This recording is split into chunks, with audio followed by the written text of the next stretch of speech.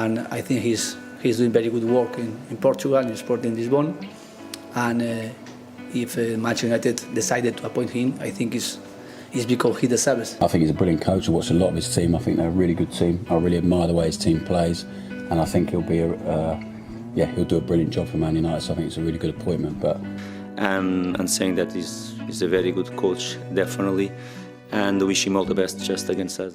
The manager with a mission. Ruben Amorim is not just any manager. He's a man with a vision to transform Manchester United into a relentless, high-intensity machine capable of dominating both England and in Europe. Since taking charge in November 2024, Amorim has been tasked with nothing short of a complete overhaul of a club desperate to rediscover its identity. After years of managerial instability, inconsistent performances, and unfulfilled potential, the Red Devils are crying out for a leader to guide them back to glory. But is Ruben Amorim the man to bring that vision to life? The game against Liverpool gave us a glimpse of what this new era could look like, but the road ahead remains uncertain. Can Amorim truly build the super team United fans are dreaming of? So let's talk about the game versus Liverpool, and a glimpse of what's possible. In a fiercely contested encounter at Anfield, Manchester United held Premier League leaders Liverpool to a 2-2 draw. Goals from Lisandro Martinez and Amad Diallo stood out for United, but the real story wasn't just the result, it was the notable shift in mentality on display.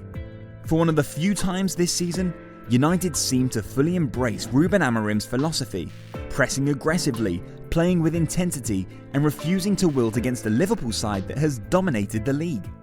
Despite sitting 13th in the table, miles behind their rivals, United showed grit and determination that had been sorely lacking in earlier performances. But even that begs the question, why can't United play like this every week? Amorim himself echoed similar frustrations during his post-match conference. He said, "We are a different team if we suffer." Emphasizing the key difference wasn't tactics or systems, but mentality. While praising the team's focus, he admitted being upset that But I want to say to my players that I'm really mad today. Such performances had been the exception rather than the rule. Can this game be the momentum that sparks consistent improvement for United? Or will it be another fleeting glimpse of what could be? And how long will it take for United to turn these flashes of promise into sustained progress as they aim to climb the league table? Amorim's post-match frustration. Mentality over tactics.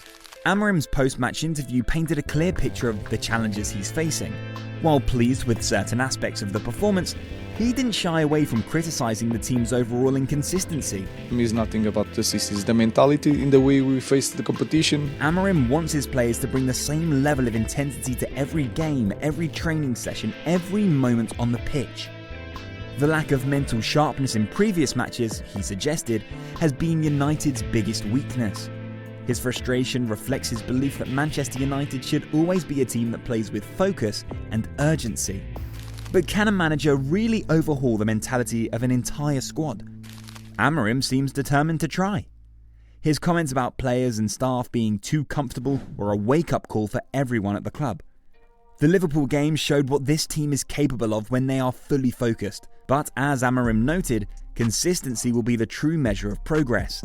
Can United sustain this level of performance, or will they fall into old habits? And how will Amorim ensure that the players take this mentality into every fixture regardless of the opponent? A tactical masterclass. Amorim's 3-4-3 formation in action. Ruben Amorim's tactical identity is centred around a high-pressing, fluid 3-4-3 system, and the Liverpool match was a showcase of how effective it can be. The back three of Lisandro Martinez, Harry Maguire and Matthijs de Ligt provided defensive stability while allowing quick transitions from defence to attack. This setup was crucial in countering Liverpool's attacking threats while maintaining a solid defensive line.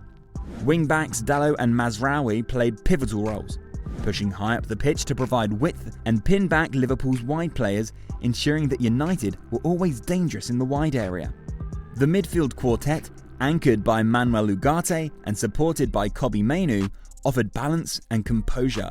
Ugarte was instrumental in breaking up play, while Mainoo's energy and creativity helped connect the midfield to the front three. Further forward, Amad Diallo and Bruno Fernandes operated as inside forwards, supporting Rasmus Højlund, who led the line with his relentless pressing and, let's admit, intelligent movement. This attacking trio consistently caused problems for Liverpool's backline, combining flair with disciplined off-the-ball work. Amorim's system is not just about structure, it's about adaptability. The team seamlessly shifted between defensive solidity and attacking flair, showing glimpses of the super team Amorim envisions.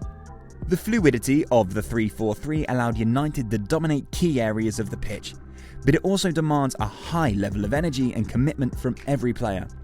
The question remains, does this squad have the depth and consistency to execute such demanding style week in and week out? This performance was promising, but Amorim's tactics require every player to buy in fully and deliver consistently. Can the squad maintain the energy and discipline needed for this style to thrive over the course of the season? Then there's Marcus Rashford. A star on the brink? While United's performance against Liverpool was a positive, the ongoing saga with Marcus Rashford loomed large. Rashford has been left out of the squad for several games, and rumours of a January exit are swirling. AC Milan has emerged as a potential destination, with reports suggesting a loan move could be on the cards. Rashford himself has admitted he's ready for a new challenge, fueling speculation about his future at Old Trafford. His situation reflects the challenges Amorim faces in managing a squad with high-profile players and conflicting ambitions. The tensions between Rashford and Amorim have been hard to ignore. Amorim's recent comments about prioritising the team over individual players were seen as a direct message to the England international. You, journalists, think a lot about Marcus. I think about the team, Amorim said when asked about Rashford's absence. Could this be the end of Rashford's time at United? And if he does leave, how will Amorim fill the void left by a player of Rashford's calibre? If Rashford departs, will United find an adequate replacement in time, or could this destabilise the squad further? On the other side of the coin, you have Amad Diallo, rising to the occasion. As Rashford's future hangs in the balance, other players are stepping up to seize their opportunities. Amad Diallo's late equaliser against Liverpool was a moment of brilliance, highlighting the winger's potential to become a key player under Amorim. Diallo's pace, creativity and composure in front of goal make him an exciting prospect, and the performance only added to the growing belief that he could play a bigger role in United's future. Diallo has shown that he has the talent to thrive in Amorim's high-intensity system. Amorim has a reputation for developing young talent, and Diallo seems to be thriving under his guidance. Could Diallo's rise soften the blow of losing Rashford, or will Amorim need to bring in reinforcements to ensure the team's attacking depth remains intact? Either way, it's clear that Diallo is making a strong case for minutes in the starting 11. Could this be the season where Diallo cements his place as one of United's main attacking threats? Now, is there space for Maguire, Xerxes and others? As Ruben Amorim looks to reshape Manchester United, questions arise about the roles of certain players like Harry Maguire and Joshua Xerxes in this new era. Maguire, with his strong aerial presence and passing ability, could potentially fit into Amorim's back three system, but his lack of pace might be a liability in the manager's high-pressing approach. For Xerxes, a technically gifted forward who thrives in link-up play but doesn't always excel in pressing, the challenge will be adapting to Amorim's demand for relentless intensity from his attackers. Amorim has showed in the past that he values players who can adapt to his system, so their future depends on whether they can rise to the tactical and physical demands he places on his squad. Will these players find a way to thrive under Amorim, or could their limitations see them sidelined as the manager builds his ideal team? This is a critical question as United looks to refine their squad for long-term success. The mentality reset, Amorim's blueprint for success. At the heart of Amorim's philosophy is a relentless focus on mentality. He wants his players to approach every game with the same intensity and determination they showed against Liverpool. In his post-match interview, Amorim stressed the importance of consistency, saying, and we need, like I said, we need to do that every day, not just today. It's a message that resonates with the fans, but also sets a high bar for the squad. Amorim's emphasis on accountability and focus is setting a new standard at Old Trafford. The Liverpool draw was a step in the right direction, but Amorim knows there is still work to be done. Can he turn this team into a well-oiled machine capable of competing at the highest level? And how will he attend the squad's tendency to drop off after big performances? Amorim's vision is clear, but implementing it will require patience, discipline, and buy-in from every corner of the club. Could this be the cultural shift United's been waiting for? The road ahead, building a super team. Ruben Amorim's arrival at Manchester United has brought renewed hope, but also heightened expectations. The match against Liverpool showed what this team could achieve when they're fully committed to Amorim's philosophy. But as the January transfer window approaches, there are still many questions to be answered. Will Rashford stay or go? Can players like Maguire adapt to Amorim's system? And who will emerge as the new leaders of this evolving squad? Amorim's ability to handle these challenges will be crucial in shaping United's future. One thing is certain, Amorim isn't here to settle for mediocrity. He's here to build a super team, a side that embodies his relentless mentality and tactical vision.